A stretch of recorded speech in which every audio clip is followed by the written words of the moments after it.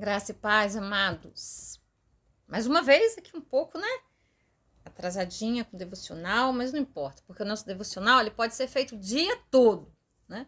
Quantas pessoas não têm a possibilidade de, ao acordar, fazer um devocional mais apurado, né? Então, ao longo do dia ou posteriormente, numa outra oportunidade, você pode estar aqui ouvindo o que eu vou deixar e também fazer, tá? Com certeza você vai poder ser abençoado, abençoada. Eu quero deixar para você hoje, com muita gratidão no meu coração a Deus, é o fato de que Deus tem várias maneiras de nos abençoar. Eu acho isso tremendo em Deus. Ele olha para nós, ele olha para o mundo, né, que ele mesmo criou, e ele, eu não sei se a palavra certa é respeito, mas vem da sabedoria dele. Ele olhar, ele conhecer cada um num mundo tão diverso, tão controverso, tantas questões, e ele nos dá tantas coisas, sempre está nos dando coisas que nos levem a crescer emocionalmente, espiritualmente. Sabe? E sabe o que é incrível? De graça. Eu tô dizendo isso porque eu sempre falo, né? Já deve ter dado para vocês perceberem, eu tenho minha formação teológica, a formação psicanalítica. Não tô falando isso como elencando diplomas, não, tá? É só para vocês entenderem. Eu já fiz uma pós em neurociência porque eu sou apaixonada por essas questões, né? Do cérebro, da cabeça, do campo de batalha. Uma vez nós, tendo de nós mesmos esse autoconhecimento, esse domínio, esse autocontrole que Deus nos deu, esse espírito, ele nos deu, ele já nos capacitou, a fim de que nós não sejamos vítimas das coisas exteriores, que vão influenciar a nossa maneira de pensar, a natureza que ele nos formou e nos criou, toda especial, capaz de administrar sentimentos, capaz de administrar emoções. Ele nos deu. Mas por que tem tantas pessoas descontroladas? Por que tem tantas pessoas depressivas? Por que tem tantas pessoas angustiadas, raivosas, que não controlam? Primeiro, como o profeta Oséias fala, meu povo perece porque lhe falta entendimento. O primeiro entendimento é esse, porque Deus tem nos dado o espírito de autocontrole. Ele nos deu o fruto do espírito. E lá em Isaías, lá no Antigo Testamento já fala, né? Isaías 26:3, o Senhor manterá em perfeita paz aquele cujo propósito é firme, porque confia no Senhor. Qual é o meu propósito? Caminhar nos caminhos do Senhor. Adorar esse Deus, reverenciar, me submeter a esse Deus. Esse é o meu propósito. E dele eu vou receber todas as coisas. É a minha fé. É o que vai me manter de pé, é o que vai me manter firme, é o que vai me levar além de tudo que me rodeia e que pode entrar dentro do meu coração. Na minha mente, a gente fala coração, mas na verdade ela entra aqui. Entra pelos sentidos. Pelo ouvir, pelo ver, sabe? Pelo raciocinar, né? Pelo tocar, pelo sentir o cheiro, tudo isso. Só que nós usamos mais dos sentidos, o que a gente mais usa é o ver, né? Mas aí a palavra vem pelo ouvir, a palavra de Deus. Porque muita gente não vai ler, né? Deus já, na sabedoria dele, na pré-ciência, na onisciência, ele sabia que teria pessoas que não saberiam ler. Então, o sentido que ele aplicou a palavra é do ouvir. De ouvir, se a pessoa for surda. Mas ela não sendo surda, né? Ela vai ouvir. Ela não tem nem que ler. E ainda que ela não tenha acesso, como daqui a um tempo futuro, como a Bíblia fala, né? Vai ser retirada de nós a palavra. Então nós só ouviremos até a nossa própria voz, a voz de alguém que guardou a palavra no coração. Então, resumo. Ele nos deu uma mente capaz. E junto com essa mente, ele nos deu possibilidades. Eu sempre fui adepta, como eu sempre mostrei para vocês e falei, dos 12 passos. Da filosofia dos 12 passos. E nós temos Bíblias, tá? Sociedade Bíblica do Brasil tem 2 Bíblias. Uma da Sociedade Bíblica, a outra eu não tenho certeza, porque eu também emprestei e não voltou para mim. É um pastor norte-americano, né? Que ele sentia necessidade de... Ele queria colocar dentro da filosofia dos 12 passos a Bíblia. Ou levar os 12 passos para dentro da Bíblia. E assim ele fez. E escreveu especificamente para dependentes químicos, porque ele era um pastor que tinha um problema com a compulsão. Acho que é relativo ao álcool, se eu não me engano. Até me esqueci o nome dele aqui agora. Uma hora eu vou falar pra vocês. E eu também, desde muito pequena, né? Eu tive depressão, acho que eu tinha menos de 5 anos. Eu levei essa depressão até os 19 anos. Eu passei minha infância toda com depressão. A minha pré-adolescência, a minha adolescência, né? Que fisiologicamente fecha aí os 21 anos. Até lá, porque eu levei 2 anos dentro do grupo para que as pessoas começassem a dizer pra mim: o que você fez que você mudou da água pro vinho? Né? Nasci numa família disfuncional, sim, com problemas muito sérios. E foi tudo muito difícil, muito complicado, né? Ninguém escolhe onde vai nascer. E aqui nesse mundo nós estamos propensos a enfrentar essas dificuldades. E aí, hoje, né, pleno século XXI, mais do que nunca, meus amados, nós temos esses grupos de terapia de 12 passos que são de base espiritual. Não é espírita, espiritismo, é espiritual, tá? Que começa, né? São 12 passos. Tem terapia para quem come compulsivamente, quem bebe, que são os AAs, né? O pioneiro é o AA, os Alcoólicos Anônimos. E daí saíram todos os demais grupos, seguindo na mesma pegada. Admissão, fé, entrega, autoconhecimento, se mostrar alguém, compartilhar com alguém, exercer humildade, se prontificar, desejar, sabe? Realmente colocar essas coisas em prática, depender da graça de Deus, de uma força além de nós mesmos para superarmos isso. O 8º passo, exercício, a disciplina, né? Do exercício de avaliar os relacionamentos, que é onde a nossa vida basicamente acontece, nosso relacionamento conosco mesmos, com Deus e com o mundo à nossa volta. Nós nos relacionamos o tempo todo. Ainda que eu dissesse assim, eu estou só, não me relaciono com ninguém. Se relaciona sim. Você usa o telefone, você se relaciona consigo mesmo, com Deus, com as suas coisas. Você não é uma pedra. Ninguém é uma pedra, por mais que não queira se relacionar. Vem o 9º passo, né, que é o exercício de perdão. Olha só como o perdão foi validado nessa questão desses passos. Existe um passo exclusivamente para perdoar. Olha que maravilha. O 10º passo, que é o passo da vigilância, de nós entendermos como que nós chegamos até ali, que é processual, que é devagar.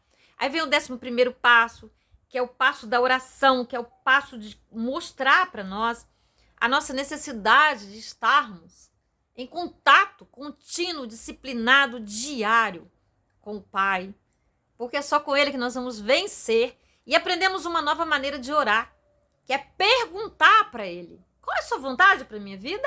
É bem bíblico, né? E eu dependo da tua graça, do teu amor, do teu poder sobre mim para eu realizar essa vontade. Essa é a oração mais importante, mais significativa. Nós mudamos a nossa maneira de orar. Não oramos mais, tipo, dando ordens para Deus. Eu quero isso, eu salvo fulano, eu vou orar pro fulano, eu vou... Não, a gente muda. A gente passa a ter uma nova visão, um novo olhar, uma maturidade muito boa. E o último passo, que é o 12º, é passar a mensagem para outros. Dar de graça o que nós tivemos de graça. Reconhecendo que nós chegamos onde chegamos, não por mérito nosso, muito pelo contrário, pela dor. Porque quando você vai nesses grupos, sabe, existe grupo para tudo. Na última pesquisa eu tentei fazer. Essa pesquisa estou para fazer muito tempo e não fiz. Eu tive conhecimento de 120 grupos para diferentes problemas. Sobreviventes de incesto anônimos, codependência, familiares de alcoólicos, dependentes de amor e sexo anônimos, mulheres que amam demais, familiares, né, que usam da dependência química. E para cada familiar, para cada tipo de dependência tem um grupo. Olha que interessante.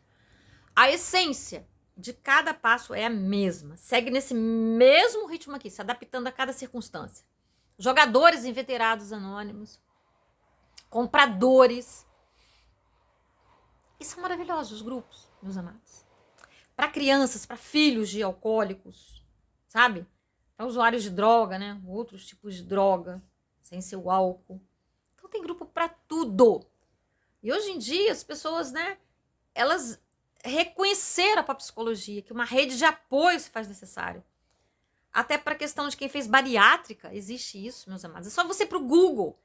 Tá querendo um grupo desse? E a maravilha que a pandemia trouxe, de tantos prejuízos, a maravilha é que houve um desenvolvimento muito grande desses grupos online, devido a não poderem se encontrar presencialmente. Abriram-se grupos online e hoje a gente tem acesso a esses grupos sem ter que sair de casa até. Tem as reuniões presenciais, mas eu digo para vocês, por experiência própria, os grupos online funcionam maravilhosamente. E não tem custo. O custo é você ter uma internet, tá? Querer participar. Claro que dentro do grupo eles têm as tradições dele. Todos os grupos têm a maneira do melhor funcionamento, né? E tem lá uma tradição que a gente doa com a nossa possibilidade, de acordo com a nossa vontade, que a gente puder. E ninguém fica te vigiando, te cobrando, sabe? Nada, não tem nada disso. Então, para aqueles que estão com dificuldade na igreja, né, que tiveram decepções, eu não estou dizendo que esses grupos sejam igreja, mas eles são um atalho, uma porta dos fundos. Eu vi isso dentro da própria literatura de um grupo. Esses grupos não são igreja, eles são a porta dos fundos, para quem não conseguiu entrar pela frente. Vai pela porta dos fundos. Vai curar, vai libertar, vai sarar suas feridas num grupo de terapia, porque é uma terapia com base espiritual. Meus amados, eu conheço o histórico, porque quando eu me formei em teologia, lá em São Bernardo do Campo, São Paulo, na UMESP, eu fiz a minha monografia, sabe, falando desses grupos. Sabe, eu fui para a área da mente, da psicologia, porque eu gosto da alma. E eu falei, se as igrejas não têm condição, se elas não dão conta, porque o pastor sozinho não consegue, ele precisa formar uma liderança curada, sabe? E uma das maiores lideranças que eu conheço a nível de Brasil, que já está no exterior, eles também utilizaram esse espaço. Do pastor Marcos, o apelido dele é Cote. Pode pesquisar aí. Eu fiz curso com ele posteriormente e foi com os passos. Ele usou os 12 passos para libertar, para curar, sabe? E é maravilhoso. Então não tem contraindicação e você acha na internet, vai lá, grupos baseados, terapias de 12 passos. Joga no Google, vai abrir uma imensidão de possibilidades para você. Então você não precisa ficar sozinho. Não tem dinheiro, mas tem uma internet, ou se não tem, pode pegar um Wi-Fi numa esquina, numa loja, alguma coisa, para você participar. Uma coisa muito interessante dos grupos que diz, quando a gente se conserta emocionalmente, seja em qualquer compulsão, qualquer dependência que seja, nós acabamos por nos consertar, financeiramente. Temos uma outra perspectiva, uma outra compreensão. Então vale muito a pena, amados. Nosso Deus é tão lindo, tão maravilhoso. Meu Deus. Que Ele nos deu essas possibilidades. Sabe? Há quantos psicólogos, tantos profissionais que atendem na linha dos 12 passos. Eu trabalhei numa clínica de dependentes químicos, com o curso de psicanálise que eu tenho, com a teologia, com a neurociência, mas com a neurolinguística, que eu também fiz, porque eu sou dessa área de línguas, né? Eu uso os 12 passos, a torta, a direita, a torto, porque são maravilhosos. A progressão dos passos, o primeiro deles é o quê? Admissão, sair da negação. Eu tenho um problema.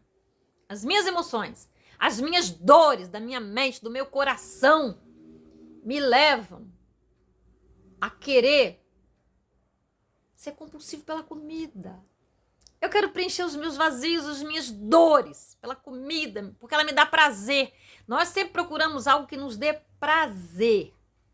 Aquele prazer que a vida está nos negando, que as situações estão nos negando, que as deficiências, que nascer numa família disfuncional e de repente não ter um relacionamento satisfatório. Tudo que Deus já nos deu para nos fazer felizes. Ter um relacionamento, né, homem, mulher, de filhos, seja o que for. Tudo foi planejado por Deus para nossa felicidade. Só que em algum momento deu ruim, como dizem, deu errado. E aí nós começamos isso tudo sem se dar conta, sem perceber, a terceirizar esse prazer, essa alegria, porque realmente, sem esse hormônio da alegria, nós adoecemos. Então nós procuramos outras maneiras, às vezes, na maioria das vezes, doentias, ineficazes, que vão nos viciar. Olha quem usa droga. Você acha que a pessoa está procurando o quê? O prazer que a droga dá. O ápice de prazer, de viagem que a droga dá. mas que adoece, né? Que tem as consequências de toda compulsão. Tudo aquilo que sai do normal, o comer compulsivo. Nossa, e tem sempre um alimento que te leva, tá? Por exemplo, o doce. Você vai adoecer, porque tudo exageradamente nos adoece. Deus não nos fez para vivermos em desequilíbrio. Ele nos fez a sua imagem e semelhança, e ele é o retrato perfeito do equilíbrio. Olha o mundo, olha a natureza. Se Deus fosse desequilibrado, meu Deus, dá licença para eu falar isso, tá? Me perdoa, mas estou tendo que dar esse exemplo. Olha a nossa galáxia, tinha chocado planeta com planeta e todos os seres, todas as coisas que existem, né, a nível de céu, de espaço, tinha batido, tinha explodido, tinha acabado com tudo. Olha, tudo tão equilibrado. As estações do ano, os 9 meses de gestação. Meu Deus! Para um pouquinho e pensa, meus amados. Vamos pensar, quem não pensou ainda. Olha que equilíbrio, que plenitude, que harmonia. E ele é sim, e volto a dizer, ele nos fez a sua imagem e semelhança para sermos harmonizados, para sermos equilibrados. E se não somos, lancem mão, procurem os grupos. Eu vejo sempre isso na igreja. Aceitou Jesus, mas continua mal-humorado, continua rabugento, continua pertinente, continua perseguidor, continua depressivo. Eita! Então Jesus não resolve? Vai trocando de igreja, pula, vai para não sei quantas igrejas. Ninguém resolve nada. Infelizmente, às vezes a igreja, para ter essa estrutura dentro de uma igreja, tem que ralar. Precisa de muito trabalho, muito trabalho. Então, por isso que eu falei no meu documento de formação, se pastores, igrejas, não têm condição, terceirizem, mandem para o grupo de terapia. Eu fui membro de uma igreja que proibia. Vocês acreditam? Depois eu descobri que esse mesmo pastor que proibia, ele tinha feito... eu tive acesso à monografia dele de formação de curso. E nessa formação, ele falava dos as. Ele foi muito contraditório. Acho que ele nem se lembrava mais. Né? Ele proibiu os membros da igreja procurarem os grupos. E por isso algumas pessoas se trocaram de igreja. Alguns obedeceram. Imagina. Então, os pastores têm medo. Alguns pastores, né? Não tem uma espiritualidade aí muito madura. Não estou julgando, estou falando o que eu vi, o que eu vivi. Então não tem que ter medo. Eu não tenho que ter medo de dar liberdade às pessoas, sabe? Delas crescerem. Eu não sou dona, eu não posso dominar, usar de autoritarismo. Ó, ovelha, se você for, você está amaldiçoada. Que ridículo, que coisa horrível, que coisa que não é de Deus. E ainda tem ovelhas que se submetem a isso. Pessoas frágeis que ouvem essas coisas e levam a sério. Pelo amor de Deus. Isso não é um pastor de Deus, não, pastora de Deus, não. Tem que dar liberdade às pessoas. Eu não tenho que querer segurar as pessoas para segurar o dízimo delas. Para encher a minha igreja de pessoas que estão adoecidas. Se eu não dou conta, poxa, sabe? Ou eu dou um jeito de criar isso na igreja, ou eu envio pro AA, eu envio pro NA, os neuróticos anônimos, eu envio pros narcóticos, eu envio pros comedores compulsivos, eu envio pros codependentes, pros sobreviventes de incesto. Sabe? Lá não é religião. Apesar de que dentro dos grupos tem pessoas que falam que aquilo é religião. Cada um com seu cada um. Mas as tradições, os estudos, grupos maduros, com boa funcionalidade, deixam isso muito claro. Aqui não é igreja. Tem a sua igreja, tem a sua Bíblia. Mesmo porque a fundação do primeiro grupo, dos AAs, eu estudei tudo isso que eu precisei estudar. Porque é uma monografia dentro de uma mestre em São Paulo, tá? Às vezes ainda tenho orgulhozinho de ter me formado lá. Deus sabe disso. Não passaria pelo crivo, não. Olha que eu apanhei 1 ano e meio da minha orientadora, que era psicóloga, falou assim, Marisa, isso tem aqui em São Paulo. Eu falei, o berço é aqui, mulher. Eu vou enfrentar um negócio desse. Ela querer os meus livros. Algum livro, né? Pra ela conhecer, tanto que ela se encantou. Então eu digo pra vocês, isso é validado, meus amados. Mas experimente, só você mesmo pode avaliar. Só tô dando aqui um spoiler do que você pode encontrar. Que Deus é lindo, Deus é maravilhoso. Sabe, Ele nos deu tudo. Não deixou faltar nada. Mas depende de um pouco de humildade. quebrantamento, sabe? Tirar os preconceitos. O que é preconceito? É um conceito antecipado daquilo que eu nem sei. Então, faço um preconceito, um conceito anterior àquilo que eu não conheço e começo a julgar. Olha, quando eu pisei dentro da faculdade, que eu falei para os meus colegas de quarto que eu fazia parte, né, de algum grupo. Você é muito normalzinha participar dessa loucura. Olha só. E posteriormente uma colega, que o filho estava com profunda depressão, me perguntou: o que se trata? Eu já fiz tudo para meu filho melhorar, sendo ela uma pastora. E ele não sai de depressão. Olha como há controvérsia. Tá vendo? Então, meus amados, isso tudo se chama preconceito. Quando a gente começa a achar que nós somos os donos da verdade, seu orgulho, isso não agrada a Deus. Amém? Tô pensando aqui numa palavra de base para eu colocar aí, não sei sempre como pastor que é uma palavra de base para poder colocar, né? Vamos pensar aqui numa palavra? Deixa eu pensar um minutinho, por favor. Interessante que me veio aqui Mateus, capítulo 16. Tem como título na minha tradução assim: os fariseus e os saduceus pedem um sinal. Os fariseus e os saduceus aproximaram-se de Jesus e o puseram à prova, pedindo-lhe que lhes mostrasse um sinal do céu. Ele respondeu: quando a tarde vem, vocês dizem, vai fazer bom tempo, porque o céu está vermelho. E de manhã, hoje haverá tempestade, porque o céu está vermelho e nublado. Vocês sabem interpretar o aspecto do céu, mas não sabem interpretar os sinais dos tempos. Uma geração perversa e adúltera pede um sinal milagroso, mas nenhum sinal lhe será dado, a não ser o sinal de Jonas. Então Jesus os deixou e retirou-se. É Jesus falando, ó. Não vamos dar um de fariseus e saduceus, sabe?